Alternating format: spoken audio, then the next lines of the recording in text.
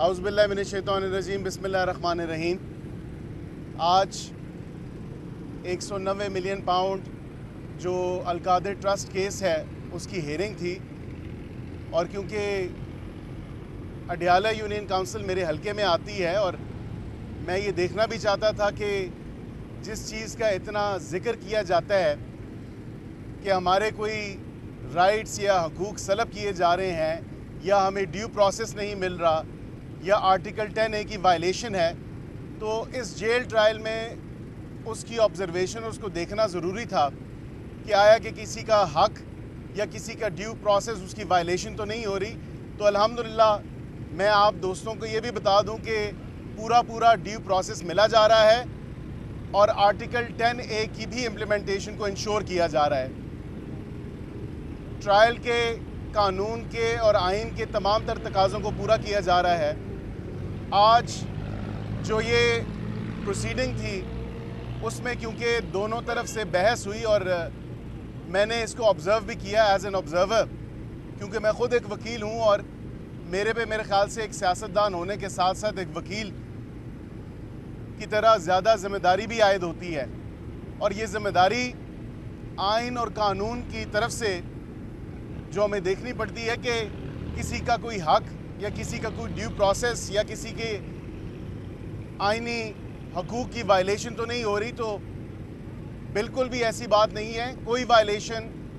کوئی due process کی violation یا کسی آرٹیکل 10A کی وائلیشن نہیں ہو رہی۔ بڑا ایک پرامن ماحول تھا، جس طرح عدالتوں کو کام کرنا چاہیے اسی طرح اس عدالت نے فنکشن کیا، اور اس کے ساتھ آج کی جو پروسیڈنگز تھیں ان پروسیڈنگز میں بالخصوص کیونکہ آپ نے سنا ہوگا میڈیا کے دوستوں نے کہ ایک اعتراض آ رہا تھا کہ پراپر نوٹیفائی نہیں ہوئے جج صاحب، تو آج اس چیز پہ بھی بحث ہوئی اور یہ فیصلہ بھی سامنے آیا کہ کیونکہ اسلام آباد ہائی کورٹ کا جو نوٹیفیکیشن ہے جج صاحب کو اضافی جو چارج دیا گیا ہے انٹل دی اپوائنٹمنٹ آف جو ریگولر جج ہیں وہ آ جائیں، یہ جو ریگولر کورٹ یہ نیب کی عدالت کو سنبھالتے ہیں وہ آ جائیں، تب تک جو ہے ان کو اضافی چارج دیا گیا ہے۔ اور پروسیڈنگز اب اگلی آئندہ جو تاریخ پیشی ہے وہ 14 جون کی ہے، جمعے والے دن کی، جس میں 2 گواہان PW27 اور PW29 کے اوپر جرا ہونی ہے، کراس ایگزامینیشن ہونی ہے۔ تو آج ان کے لیڈ کاؤنسلز دفاع کی سائڈ سے ہی موجود نہیں تھے، ان کے 2 اور کاؤنسلز موجود تھے، اور ان پروسیڈنگز میں گواہان کو بھی پابند کیا گیا اور ڈیفنس کاؤنسلز کو بھی پابند کیا گیا کہ وہ آ کے اپنی جرا جو ہے ان پہ مکمل کریں۔ تو یہ جو کیس ہے 190 ملین پاؤنڈ القادر یونیورسٹی اور القادر ٹرسٹ کا، یہ بڑا کلیئر کیس ہے کہ 450 کنال زمین جو لی گئی اور اس کے اوپر القادر یونیورسٹی بنا کے ٹرسٹ کے طرز سے، اور اس کو جس طرح خرد برد سارے معاملے کو کرنے کی کوشش کی گئی وہ آپ کو بھی پتہ ہے۔ بانی PTI کو عوام کی آنکھوں میں دھول نہیں جھونکنے دیا جائے گا، وہ اپنا قانونی کیس لڑ رہے ہیں، ان کو قانونی کیس لڑنے کا حق ہے، لیکن یہ جو دن دہاڑے ڈاکہ مارا گیا پاکستانی قوم اور پاکستانی عوام کے پیسوں کے اوپر کہ 190 ملین پاؤنڈ اپنی کابینہ سے بھی چھپا کے دن دہاڑے ڈاکہ مار کے عوام کی آنکھوں میں دھول جھونک کے اور جو پارسا بننے کی کوشش کی گئی، یہ عوام کے اب سامنے ہے۔ یہ وہ پیسے ہیں جو نیشنل کرائم ایجنسی کی طرف سے، برطانیہ حکومت کی طرف سے پاکستانی بینک میں آنے تھے، پاکستان کی حکومت کے خزانے میں آنے تھے، لیکن افسوس کہ ان پیسوں کا رخ موڑ کے سپریم کورٹ میں لینڈ کروائے گئے، اور پھر یہ بیانیہ بنایا گیا کہ کیا وہ سپریم کورٹ میں آئیں یا حکومت پاکستان کے اکاؤنٹ میں آئیں۔ بات تو یہ ہے کہ پیسے تو یہاں پہ آ رہے تھے، بات یہاں پہ نہیں رکتی، بات یہ ہے کہ ان پیسوں سے جو آگے فائن پے کیا گیا تھا اس کی ٹریل کہاں پہ ہے۔ یہ بانی PTI اور ان کے اس ٹولے کو جواب دینا پڑے گا عوام کو اور قوم کو، اور یہ عدالت میں اپنا کیس پروف کرنا پڑے گا ان کو کہ انہوں نے پاکستان کے پیسوں پہ جو ڈاکہ مارا ہے، کیونکہ کرپشن فری پاکستان اور اکاؤنٹیبلٹی کا جو نیریٹو جس کا اتنا پرچار کیا جاتا تھا اور کہا جاتا تھا کہ یہ سب چور ہیں، یہ سب ڈاکو ہیں، اللہ کی شان اور اللہ کی قدرت پاکستانی قوم بھی دیکھ رہی ہے، پاکستانی عوام بھی دیکھ رہی ہے کہ کسی چیز سے ڈینائبلٹی نہیں ہے، کسی چیز سے منحرف نہیں ہوا جا رہا. یہ چیز ایکسیپٹ کی جاتی ہے کہ ہاں 190 ملین پاؤنڈ آئے تھے اور جس طرح ان کا رخ موڑا گیا اور جس طرف لے کے گئے وہ اب آپ کے سامنے ہے. اور دوسری بات، اس کا اینڈ بینیفیشری کون ہے؟ یہ تمام تر سوال ہیں، کیونکہ ابھی عدالتی پروسیڈنگز میں نے دیکھی اور ابھی تو کچھ گواہان اور ان پہ جرا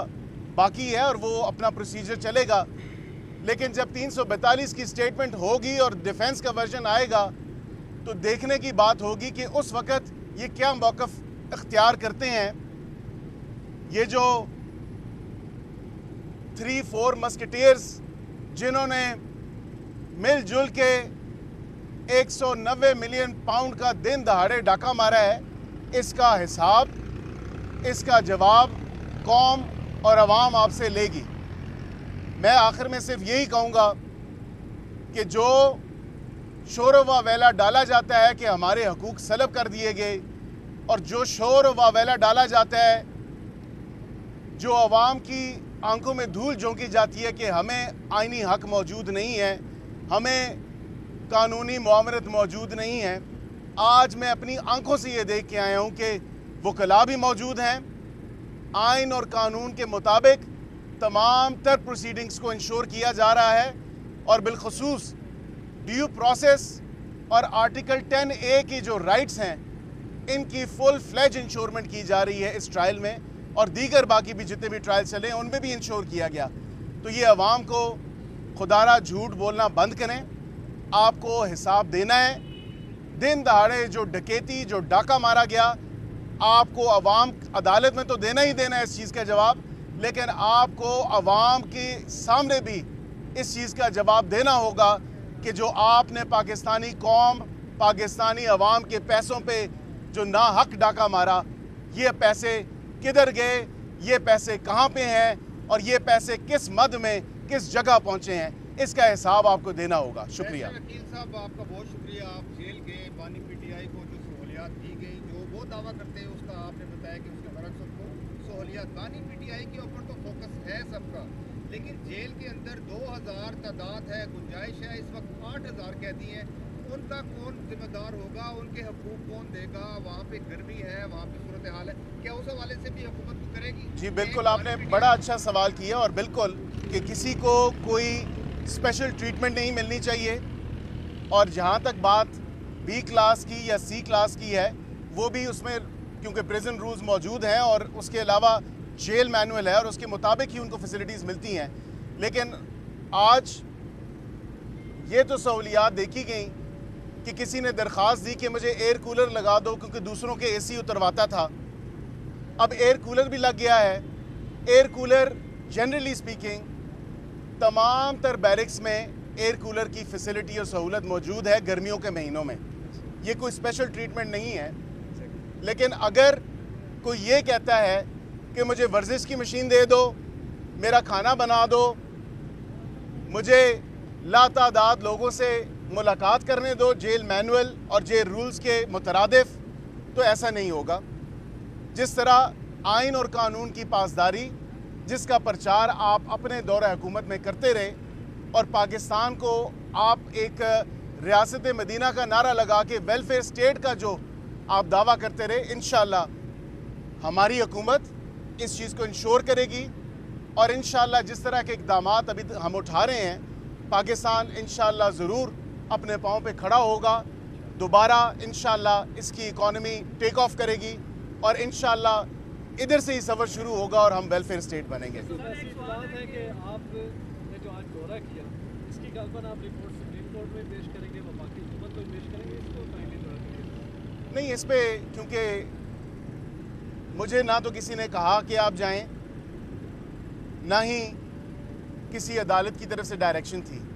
یہ اوپن کورٹ ہے. میں بحیثیت وکیل آیا ہوں، اور بالخصوص کیونکہ اڈالہ یونین کونسل جس طرح میں نے ذکر کیا کہ میرے حلقے کا حصہ ہے، اور in any case as a lawyer میرے پہ یہ ذمہ داری ہے کہ تمام پرزنرز کے حقوق جو ہیں اس کو بھی دیکھنا ضروری ہے. کہیں کسی کی کوئی ہیومن رائٹ وائلیشنز تو نہیں ہو رہی, انسانی حقوق کی وائلیشنز تو نہیں ہو رہی, تو اس چیز کو انشور کیا. اگر ہاں مجھے کہا جائے گا کسی عدالت میں کہ یہ رپورٹ جمع کرائیں تو ڈیفینیٹلی میں یہ رپورٹ ضرور جمع کراؤں گا. سر کہا جا رہا ہے کہ 15 سے 16 کیسز ایسے ہیں جس کے اوپر کام نہیں کیا جا رہا, وہ بہت سلو ہے, ان کے اوپر ان کی جو کارروائی ہے وہ تیز ہوگی. کون سے ایسے 15 سے 16 کیسز ہیں مجھے بتائیں نا پلیز. صبح کی جو رپورٹ تھی اس میں انہوں نے جو صبح اعلان کیا اس میں انہوں نے کہا کہ 15 سے 16 کیسز کسی اخباری رپورٹ کے بارے میں بات کر رہے ہیں, کوئی اعداد و شمار موجود ہیں تو مجھے پلیز بتائیں. ویلاگرز کے اوپر میں کیا اس پہ کامنٹ کروں یا کیا تبصرہ کروں. بہت بہت شکریہ.